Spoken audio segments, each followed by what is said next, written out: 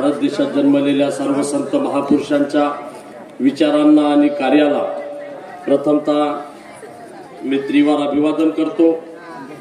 आज वंचित बहुजन आघाडीचे उमेदवार संजय दादा पंडित ब्राह्मणे यांच्या प्रचारार्थ या कंडारी गावामध्ये होत असलेल्या या छोटेखानी सभेस या मंचावर उपस्थित वंचित बहुजन आघाडीच्या दमदार जिल्हाध्यक्ष आमच्या मार्गदर्शक आदरणीय शमीबाताई पाटील, त्याचप्रमाणे महिला आघाडीच्या जिल्हाध्यक्ष वंदनाताई सोनवणे, जिल्ह्याचे महासचिव ॲडव्होकेट योगेशजी तायडे, युवक आघाडीचे सचिव पप्पूभाऊ पाटील, वंदनाताई आराख आणि माझ्या समोर उपस्थित सर्व स्वाभिमानी जनतेस माझा क्रांतिकारी जय भीम। जय भीम। तुमचा जोश पाहून, तुमची उपस्थिती पाहून येत्या 13 तारखेला संजय दादा ब्राह्मणे यांना विजयापासून कोणी रोखू शकत नाही, हा आत्मविश्वास आमच्यामध्ये या ठिकाणी जागा झाला। आणि मी ज्यांनी आजच्या या कॉर्नर सभेचं आयोजन केलं त्या माझ्या सर्व लहान मोठ्या भावांना, सिद्धार्थ ढेवरे असतील, नवीन लोखंडे असतील, सर्वांचीच नावं घेणं शक्य नाही, पण मी तुम्हाला खरंच मनापासून धन्यवाद देतो। तुम्ही स्वाभिमानी निर्णय घेतला आणि स्वाभिमानी पक्षाला या ठिकाणी तुम्ही सहकार्य करण्यासाठी या सभेचं आयोजन केलं। तुम्ही कोण्या दादा भावाच्या मागे न जाता, कोण्या प्रस्थापित पक्षाच्या पाकिटासाठी त्यांच्या मागे न जाता तुम्ही या ठिकाणी निस्वार्थपणे या गावामध्ये आज वंचित बहुजन आघाडीची सभा घडवून आणली, म्हणून मी तुमच्या या स्वाभिमानी कार्यास मनापासून पुन्हा एकदा क्रांतिकारी जय भीम करतो।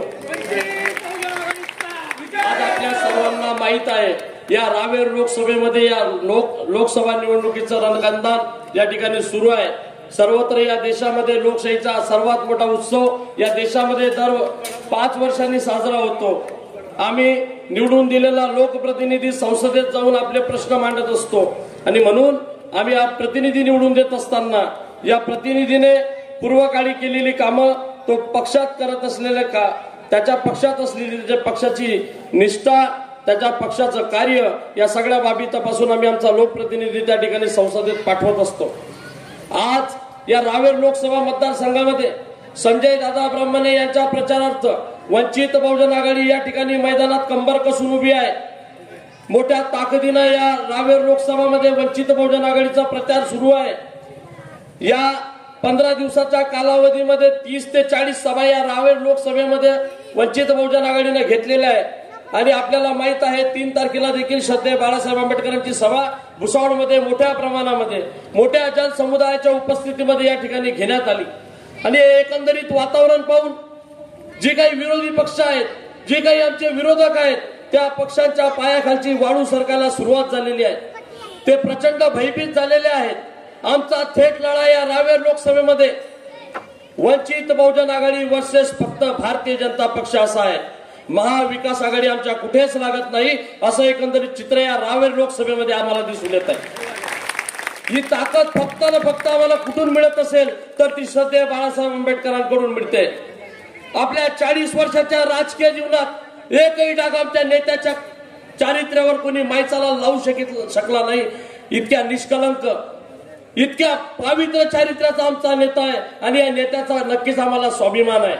आम्ही कोण्या दादा भाऊ चेले चपाटे नाही, आम्ही आमच्या स्वाभिमानी नेत्याचे साधे स्वाभिमानी कार्यकर्ते आहोत। आज आमची लढाई थेट भाजपशी जरी असली तरी मी इथे उपस्थित माझ्या तरुण मित्रांना सांगू इच्छितो, आमची लढाई ज्या पद्धतीनं भारतीय जनता पक्षासोबत आहे त्याच पद्धतीनं आमची लढाई ही आमच्या समाजातील दलालांसोबत देखील आहे आणि त्या दलालांशी जोरात करण्यासाठी आज वंचित बहुजन आघाडी सज्ज झालेली आहे। या दलालांच्या माध्यमातून या रावेर लोकसभेत आपण प्रचार केला जातो।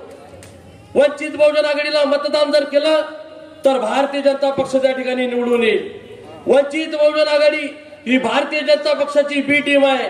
त्या दलालांना आमचं खुलं आव्हान आहे, श्रीराम पाटील काय तुमचा जवाई लागतो का?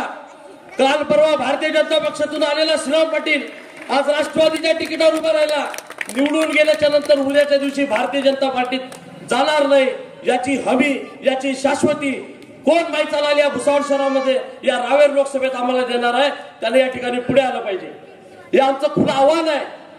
दलाल आज आपापल्या पद्धतीने आपापल्या सोयीनुसार हा अपप्रचार या ठिकाणी करीत आहे. परंतु मी आपल्याला या ठिकाणी आश्वस्त करतो, एकीकडे सांगितलं जात आहे शरद पवार कडून वल्गना केल्या जात आहेत, संविधान धोक्यात आहे, संविधान वाचवायचं आहे. एकीकडे उद्धव ठाकरे म्हणतायत संविधान वाचवायचं आहे, एकीकडे काँग्रेस म्हणते संविधान वाचवायचं आहे, संविधान धोक्यात आहे. परंतु मी आपल्याला सांगू इच्छितो संविधान धोक्यात नसून शरद पवारची घराणेशाही धोक्यात आहे, उद्धव ठाकरेची घराणेशाही धोक्यात आहे, काँग्रेसवाल्यांची घराणेशाही धोक्यात आहे. यांना ईडीचा धाक आहे, यांना कारवाईचा धाक आहे. परंतु माझ्या नेत्यांवर आदरणीय बाळासाहेब आंबेडकरांवर कोणी माहीत चालाल एक कारवाई सुद्धा करू शकत नाही इतका निष्कलंक चारित्र्याचा आमचा नेता आहे. म्हणून आदरणीय बाळासाहेब छाती ठोकपणे या देशाच्या प्रधानमंत्र्यावर देखील टीका करतात. काँग्रेसवाले बोलू शकत नाही, राष्ट्रवादीवाले बोलू शकत नाही. नरेंद्र मोदीला चोर म्हणण्याची ताकद एकाच मायच्या लालमध्ये त्याचं नाव प्रकाश आंबेडकर आहे. हे आम्ही समजून घेतलं पाहिजे. हे सगळे ईडीच्या कारवाईला घाबरलेले नेते आहेत. हे सर्व ईडीच्या धाकानं प्रस्थापितांची गुलामी करणारे नेते आहेत. म्हणून आपण याच्या भूलतापांना बळी पडू नका. अरे शरद पवारला जर वाचतं संविधान वाचलं पाहिजे, उद्धव ठाकरेला वाटतं संविधान वाचलं पाहिजे. अरे मग ज्या घटनाकारांना ज्या बाबासाहेब आंबेडकरांनी या देशाची घटना लिहिली त्याच्या नातवाला वाटत नसेल का या देशाचं संविधान वाचलं पाहिजे? आम्हा जनतेला मूर्खात काढतायत, आम्हा लोकांना मूर्खात काढतायत. आमचे काही दलाला श्रीराम पाटील कडून पाकिट घेऊन येत आहेत, मागच्या दरवाजाने जात आहेत, रक्षाताईकडून पाकिट घेऊन येत आहेत. आणि हे दलाल कायम अशा पद्धतीनं वंचित बहुजन आघाडीच्या विरोधामध्ये काम करतील. परंतु माझ्या तमाम वंचित बहुजन आघाडीच्या कार्यकर्त्यांना, आंबेडकर घराण्याशी एकनिष्ठ असलेल्या सर्व प्रामाणिक कार्यकर्त्यांना माझी विनंती आहे, अशा दलालांचा आपल्याला कायमस्वरूपी बंदोबस्त करावा लागेल.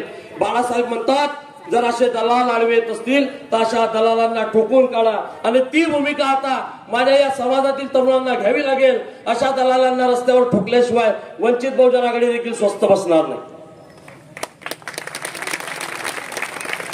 बाळासाहेब आंबेडकर दिवस रात्र अहोरात्र या देशातल्या वंचितांसाठी, शोषितांसाठी, पीडितांसाठी प्रचंड परिश्रम घेत आहेत. आणि हे दलाल आज आंबेडकर परिवारावर देखील त्या ठिकाणी शिंतोडे उडवण्याचं काम करीत आहेत. ज्या बाबासाहेब आंबेडकरांनी अख्खं जीवन तुमच्या आमच्यासाठी समर्पित केलं, आपल्या स्वतःच्या परिवाराला काही न देता 100% जे काही होतं ते सर्व समाजाला समर्पित केलं. अहोरात्र बाबासाहेब आमच्यासाठी झटले. आज त्याच आंबेडकर परिवारातील सदस्यांवर जर अशा पद्धतीने आरोप होणार असतील तर हा समाज कधी ते खपून घेणार नाही. हा इशारा या सभेच्या माध्यमातून त्या दलालांना आम्ही देऊ इच्छितो. येत्या काळामध्ये वंचित बहुजन आघाडी या रावेर लोकसभा मतदारसंघात जो 10 वर्षापासून रखडलेला विकास आहे, ताईला 2 वेळेस आम्ही या विभागाचं खासदार केलं. ताईने आमच्यासाठी काय केलं?